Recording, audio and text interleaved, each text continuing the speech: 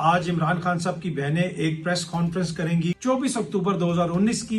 नवाज शरीफ के इलाज के लिए कायम मेडिकल बोर्ड में जाती मुआलिज डॉक्टर अदनान भी शामिल। कर रहा हूं कि अली अमीन की नजर में अलीमा खान साहब जो हैं उनके ऊपर तनकीद होनी चाहिए और मोहसिन नकवी की तारीफें होनी चाहिए, क्योंकि मोहसिन नकवी साहब ने इमरान खान साहब की रिहाई के लिए सबसे ज्यादा कोशिश की। ये अली अमीन साहब ने कहा। वाज़ेह नहीं हो रहा कि तहरीक इंसाफ क्या चाहती है। देखिए, अगर आपको हुकूमत के बोर्ड के ऊपर एतमाद नहीं है तो फिर बैरिस्टर गौर साहब और अलामा राजा नासिर अब्बास साहब क्यों गए ब्रीफिंग लेने। 92% ने कहा कि इमरान खान की आंख जो है वो बड़ा काम है। अस्सलाम वालेकुम, उम्मीद है कि आप सब लोग खैरियत से होंगे। सबसे पहली खबर, आज इमरान खान साहब की बहनें एक प्रेस कॉन्फ्रेंस करेंगी। उस प्रेस कॉन्फ्रेंस में बहुत सारी तफसीलात शेयर की जाएंगी कि खान साहब की सेहत के हवाले से उनके क्या तहफ़्फ़ुज़ात हैं। जमात की जानिब से भी काफ़ी एहतजाज हो रहा है। खान साहब की बहनों का बार बार ये मुतालबा सामने आया है कि जो खान साहब के ज़ाती मुआलिज हैं, यानी उनके जो फैमिली डॉक्टर हैं, उनको बोर्ड में शामिल किया जाए, लेकिन उनको शामिल नहीं किया गया। इसी तरीके से फैमिली से भी किसी बंदे को शामिल नहीं किया गया। अब उनकी जो रिपोर्ट सामने आई है, मेडिकल रिपोर्ट, ये सामने आप भी देख भी सकते हैं। इस मेडिकल रिपोर्ट के अंदर कुछ चीजें जो लिखी हुई हैं, मैंने आपके साथ पहले भी शेयर किया था। उसमें बुनियादी तौर पे ये बताया गया है कि उनकी आंख का इलाज हो रहा है और उस इलाज के नतीजे में उनकी आंख बेहतर हो रही है। लेकिन इसी मेडिकल रिपोर्ट के दूसरे सफे के ऊपर, गालबन ये चौथा पैराग्राफ है, उसमें अलामा राजा नासिर अब्बास साहब का जिक्र है, बैरिस्टर गौर साहब का जिक्र है, और ये जो मोजिज मेडिकल बोर्ड बनाया गया था हुकूमत की जानिब से, वो इसमें लिखते हैं कि हमने बैरिस्टर गौर साहब को और अलामा राजा नासिर अब्बास साहब को खान साहब की कंडीशन के ऊपर ब्रीफिंग भी दी है। अब ये दुनिया की कौन सी मेडिकल रिपोर्ट होती है जो एक पेशेंट की मेडिकल रिपोर्ट है, पर उसमें 2 सियासी लीडरों का जिक्र है और उनको दी जाने वाली ब्रीफिंग का जिक्र है, तीसरे डॉक्टर को दी जाने वाली ब्रीफिंग का जिक्र है। भाई, इसमें तो सिर्फ वो जो पेशेंट होता है उसका जिक्र होता है मेडिकल रिपोर्ट में, लेकिन यहाँ पे सियासी रहनुमाओं का भी जिक्र कर दिया गया। और अब इस बोर्ड के अंदर आपको पता है कि खान साहब का कोई भी फैमिली डॉक्टर या खान साहब का जाती डॉक्टर इसमें शामिल नहीं है। अच्छा, बहुत सारे लोग कह रहे हैं कि जी हुकूमत की मर्जी है, हुकूमत ने एक बोर्ड बनाया है, as long as doctors competent हैं, कोई मसला नहीं होना चाहिए। ये सामने आप देख सकते हैं, जियो न्यूज की खबर है 24 अक्टूबर 2019 की। नवाज शरीफ के इलाज के लिए कायम मेडिकल बोर्ड में जाती मुआलिज डॉक्टर अदनान भी शामिल। जी हाँ जी, नवाज शरीफ साहब हुकूमत की कस्टडी में थे उस वक्त। उनकी मेडिकल रिपोर्ट बनाने के लिए या उनके मेडिकल चेकअप के लिए जो बोर्ड बनाया गया मेडिकल बोर्ड, उसमें उनके जाती जो मुआलिज हैं, जो उनके जाती डॉक्टर हैं, डॉक्टर अदनान, उनका नाम भी शामिल किया गया। यहां पे कौन सा ऐसा इशू है कि खान साहब के जाती डॉक्टर को शामिल नहीं किया जा रहा, ना ही उनके फैमिली से जो कोई डॉक्टर है उसका नाम शामिल किया जा रहा है। एनीवे, खान साहब की बहनें जब आज प्रेस कॉन्फ्रेंस करेंगी तो हो सकता है कि बहुत सारी तफसीलात सामने आए। अच्छा, अब हमने अचानक देखा कि खैबर पख्तूनख्वा हाउस में इस्लामाबाद में जो धरना वगैरह दिया जा रहा है, अली अमीन साहब वहां पे पहुंच गए हैं और काफी ज्यादा एक्टिव हैं। कल उन्होंने 1-2 टीवी चैनल्स को इंटरव्यूज भी दिए और उन इंटरव्यूज का जो खुलासा है वो ये है कि पूरी पीटीआई बेकार है और मोहसिन नकवी बड़ा बेहतरीन आदमी है, और अगर इमरान खान साहब का पाकिस्तान में कोई हमदर्द है तो वो सिर्फ और सिर्फ मोहसिन नकवी है। अली अमीन साहब ने कहा कि भाई, जितनी कोशिश हम सब लोगों ने की इमरान खान साहब की रिहाई के लिए, उससे ज्यादा मोहसिन नकवी साहब ने की। और एट द सेम टाइम एक और इंटरव्यू में उन्होंने दोबारा अलीमा खान साहिबा के ऊपर तनकीद की। तो ये जो सारी उनकी मीडिया इंटरेक्शन है उसका लुबे लुबाब मैं आपके साथ पेश कर रहा हूं कि अली अमीन की नजर में अलीमा खान साहब जो हैं उनके ऊपर तनकीद होनी चाहिए और मोहसिन नकवी की तारीफें होनी चाहिए, क्योंकि मोहसिन नकवी साहब ने इमरान खान साहब की रिहाई के लिए सबसे ज्यादा कोशिश की। ये अली अमीन साहब ने कहा। तो उस तनाजुर में तो मुझे ये लगता है कि अली अमीन साहब को हटा के तो मोहसिन नकवी साहब को वज़ीर आला बनाना चाहिए था खैबर पख्तूनख्वा का।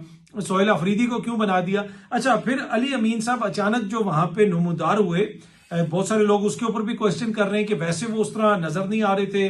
फिर वो आके बैठ गए खैबर पख्तूनख्वा हाउस के बाहर, उन्होंने वहां पे मीडिया से भी बातचीत करना शुरू कर दी और उनके इंटरव्यू भी अरेंज हो गए और उन्होंने इंटरव्यू भी दे दिए और दोबारा अलीमा खान पे भी तनकीद की, मोहसिन नकवी साहब की उन्होंने तारीफें की, अपनी जमात को के हवाले से भी बातें की और भी उन्होंने बहुत सारी बातें की। लेकिन आजकल के दौर में आपकी एक एक बात का जो है, लोग बाल भी उतारते हैं, बाल की यानी खाल उतारते हैं, उसको परखा जाता है, देखा जाता है। तो जो बयान आप देंगे, आप अगर मुल्क के जो इस वक्त मौजूदा हुक्मरान हैं उन्हीं की तारीफें करेंगे और अपनी जमात की तारीफियां करेंगे तो लोग उसके ऊपर बहस तो करेंगे।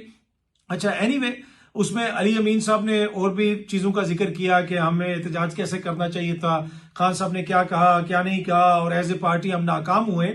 एक जमात जो बैठी हुई एहतजाज कर रही है, धरना दे रही है, उसका लीडर जब मीडिया से बात करेगा वो तो ये कहेगा कि भाई हमने हुकूमत पे दबाव डाला हुआ है, हम कामयाब होंगे, हमारे लीडर को आजादी मिलेगी, लेकिन वो वहां पे बैठ के लगता ऐसे था कि शायद अपने कारकुनों को बददिल करना चाह रहे हैं, या फिर वो जरूरत से ज्यादा हकीकत पसंद है और जरूरत से ज्यादा सच बोलने के कायल हैं। तो इस वजह से उन्होंने कहा कि जो भी सच है बेशक मेरी जमात के खिलाफ जाता है, मैंने बोलना है। वैसे ही जैसे उन्होंने एक दफा हलीमा खान साहिबा के ऊपर इल्जाम लगा दिया कि वो किसी खुफिया एजेंसी के लिए काम करती हैं, तो कल भी अपने एक इंटरव्यू में उन्होंने हलीमा खान साहिबा पे तनकीद की और उन्होंने कहा कि हलीमा खान मुझ पे बहुत ज्यादा तनकीद करती थी और खान साहब ने जो उनको हटाया उसके हवाले से भी थोड़ी बातें वगैरह हुई। पर एनीवे वो भी वहां पे थे।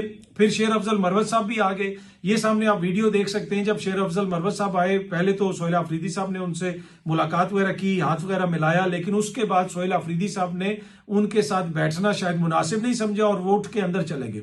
अच्छा, जब ये सारे इंटरव्यूज वगैरह हो रहे थे अली अमीन साहब के, तो वहां पे कुछ लोग वगैरह नजर आ रहे हैं, लेकिन उसके तकरीबन घंटे के बाद रात को मैं भी वहां पे गया, देखूं कि अली अमीन साहब अभी भी वहां पे बैठे हुए, लेकिन उस वक्त वहां पे बहुत कम लोग थे, कुछ उनके एमपीएस थे और वो भी गालबन आपस में एक दूसरे को गपशप लगा रहे थे, लतीफे शतीफे सुना के हंस खेल रहे थे वहां पे। तो कोई ऐसा एहतजाज वाला माहौल नहीं था, लेकिन सिंबॉलिकली वो लोग वहां पे मौजूद थे। ये फुटेज भी आप देख सकते हैं कि कितने लोग खैबर पख्तूनख्वा हाउस के बाहर रात को मौजूद थे। अच्छा, अब ये जो सारा एहतजाज किया जा रहा है खान साहब की मेडिकल कंडीशन के हवाले से या मेडिकल रिपोर्ट्स के हवाले से, उस पर वाजे नहीं हो रहा कि तहरीक इंसाफ क्या चाहती है। देखिए, अगर आपको हुकूमत के बोर्ड के ऊपर एतमाद नहीं है तो फिर बैरिस्टर गौर साहब और अलामा राजा नासिर अब्बास साहब क्यों गए ब्रीफिंग लेने? फिर जब ब्रीफिंग लेने गए तो फिर उन्होंने उसका कौम को बताया क्यों नहीं कि भाई हम ब्रीफिंग लेके आ गए हैं। और हुकूमत ने क्या किया कि मेडिकल रिपोर्ट में माशाल्लाह मोजिज डॉक्टर साहिबान ने सियासी लीडरान का भी जिक्र कर दिया कि वो इधर आए थे हमसे मिलने, तो उसकी वजह से एक नई कंफ्यूजन क्रिएट हो गई। अब वला आलम क्या ये फैमिली को कॉन्फिडेंस में लेके ये फैसला किया गया या नहीं किया गया, उसके ऊपर यकीनन जो है बहस हो सकती है कि जनाब हमने बाहर आके बताना है या नहीं बताना।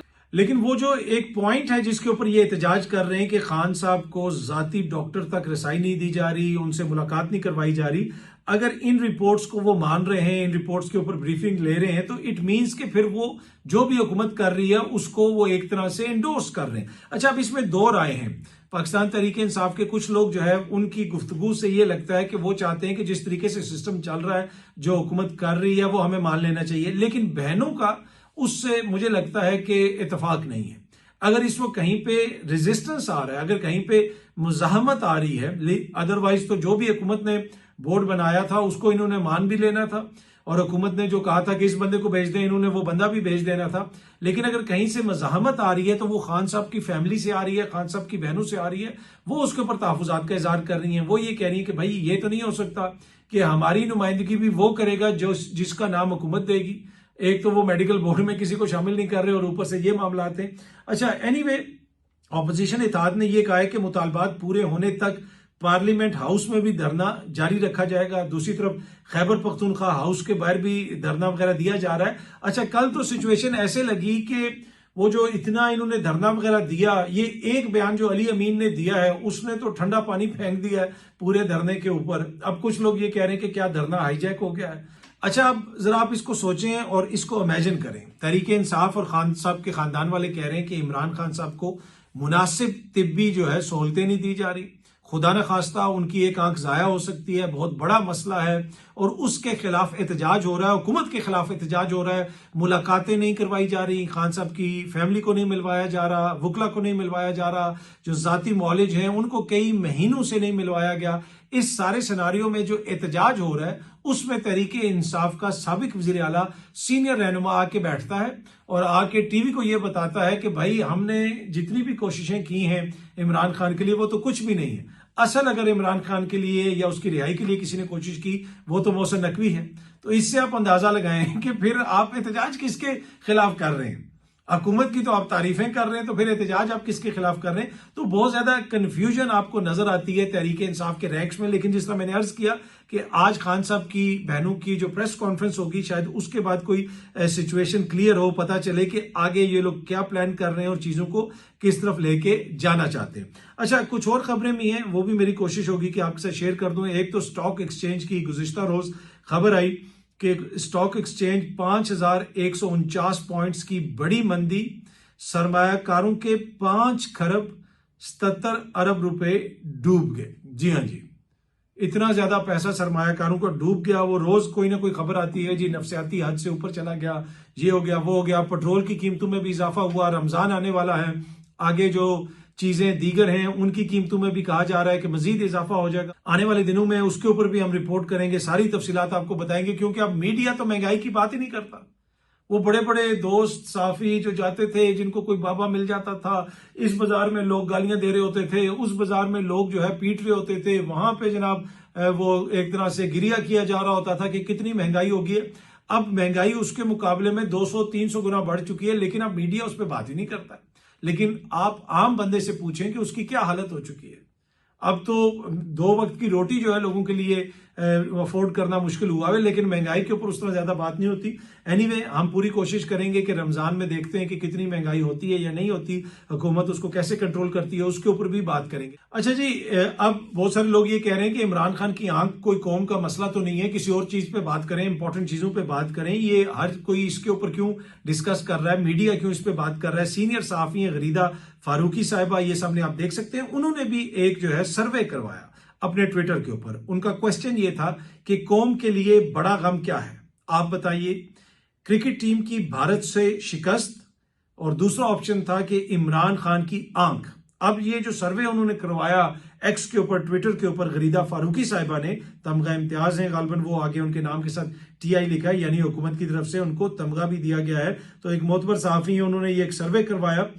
उस सर्वे में 23,791 लोगों ने वोट डाले, और उन वोटों में से 92% ने कहा कि इमरान खान की आंख जो है वो बड़ा काम है, और 8% ने क्रिकेट टीम की जो भारत से शिकस्त है उसके ऊपर कहा कि वो बड़ा गम है। तो अब ये पता नहीं इसमें, अब उसके बाद फिर सर्वे खत्म शुरू हो गया। फाइनल रिजल्ट था ना, ये लिखा हुआ है सामने, आप देख सकते हैं फाइनल रिजल्ट। तो इसके बाद सर्वे खत्म शुरू, और 92% कहते हैं कि जी इमरान खान की आंख का जो मसला है वो हमारी नजर में ज्यादा बड़ा मसला है। अच्छा, अब ये जो खान साहब की आंख का मसला है, क्या उनको किसी अस्पताल शिफ्ट किया जाएगा? मेरे ख्याल में फिलहाल तो हुकूमत का कोई इरादा नहीं है कि उनको किसी अस्पताल में शिफ्ट किया जाए। ये भी कहा जा रहा था कि सुप्रीम कोर्ट ऑफ पाकिस्तान से जो फैसला आएगा उसकी रोशनी में उनको अस्पताल भेजना पड़ेगा। लेकिन गुज़िश्ता रोज जो ऑर्डर आया उसमें एक तरह से सुप्रीम कोर्ट ऑफ पाकिस्तान ने वो केस निपटा दिया, और कोई ऐसा ऑर्डर नहीं दिया कि इमरान खान साहब को इस अस्पताल शिफ्ट किया जाए या उस अस्पताल शिफ्ट किया जाए। लतीफ खोसा साहब ने गालबन चीफ जस्टिस ऑफ पाकिस्तान को, या अफरीदी साहब को एक खत लिखा है, जिसमें खान साहब की जो सेहत के हवाले से, उनके इलाज के हवाले से, उनको अस्पताल शिफ्ट करने के हवाले से रिपोर्ट किया जा रहा है कि मुख्तलिफ चीजों का जिक्र किया है, डिमांड किया है, लेकिन खत पे तो कोई एक्शन नहीं लेता। वो तो कोई अगर पटिशन जाएगी तो उसके ऊपर बातचीत होगी। खान साहब की बहुत सारी पटिशन जो हैं वो इस वक्त पेंडिंग है इस्लामाबाद हाई कोर्ट में, वहां पे जो मामला चल रहे हैं वो भी आपके सामने हैं। लेकिन मुझे नहीं लगता कि खान साहब को इतनी जल्दी किसी अस्पताल में शिफ्ट किया जाएगा। अब ये डिपेंड करता है कि हुकूमत क्या समझती है, क्योंकि पहले कहा जा रहा था कि उनकी आंख काफी ज्यादा मुतासर हुई है। जब से वो मेडिकल बोर्ड ने जाके वो मेडिकल रिपोर्ट बनाई है, जिसमें माशाल्लाह सियासी लीडरान का नाम भी है, उसके बाद से हुकूमत ये कह रही है कि जी 70% आंख बेहतर होगी। अब ये किस तरह अंदाजा लगाया गया कि 70% आंख बेहतर हो गई है? खान साहब के जो अपने डॉक्टर्स हैं, अगर उनको भी साथ भेज दिया जाता तो ये मामला तो उसी वक्त खत्म हो जाता। तो क्वेश्चन अभी भी वही है कि क्यों नहीं रिसाई दी जा रही खान साहब के जाती डॉक्टर्स को। और मैंने ये खबर आपको दिखाई कि जब मियां साहब का मेडिकल होता था, जब वो जेल में थे, तो जब वो हुकूमत की कस्टडी में थे, उस वक्त जनाब मेडिकल जब बोर्ड बनता था तो उनका अपना, यानी मियां साहब का अपना जाती डॉक्टर भी उसमें शामिल होता था। लेकिन खान साहब के लिए वो सहूलत जो है उस तरह नहीं दी जा रही।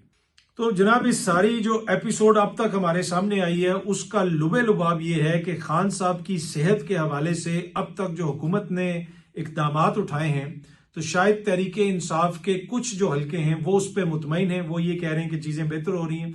लेकिन तहरीके इंसाफ के अंदर ही कुछ लीडरान हैं जो इसके ऊपर बिल्कुल मुतमईन नहीं है। और इसी तरीके से जो खान साहब की फैमिली है उनके सबसे ज्यादा तहफुजात हैं, वो ये कह रहे हैं कि भाई हमारी मर्जी के बगैर आप कैसे इलाज करवा सकते हैं, ये बेसिक एक राइट है कि हमें पता हो, हमें साथ ले जाया जाए। लेकिन हुकूमत बिल्कुल भी उनको ऑन बोर्ड नहीं ले रही।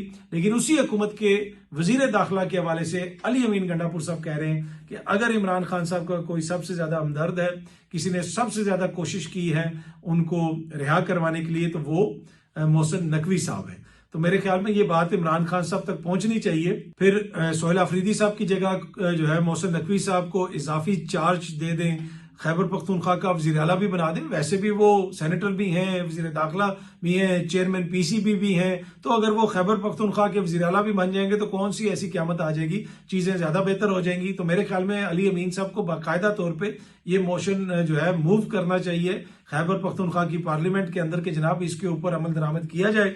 अगर कोई इसमें आईनी किसी किस्म की कोई मसाइल हैं तो उनको भी दूर किया जाए। और जो इमरान खान साहब के सबसे ज्यादा हमदर्द हैं, तो जिस सूबे में इमरान खान की सबसे ज्यादा सपोर्ट है उसमें तो फिर उनको वज़ीर आला होना चाहिए। पर ये जनाब सूरत हाल है अब तक की। जो भी मजीद चीजें सामने आएंगी कोशिश होगी कि आपके साथ शेयर की जाए। बहुत जल्दी आप सब दोस्तों से दोबारा मुलाकात होगी। Thank you very much.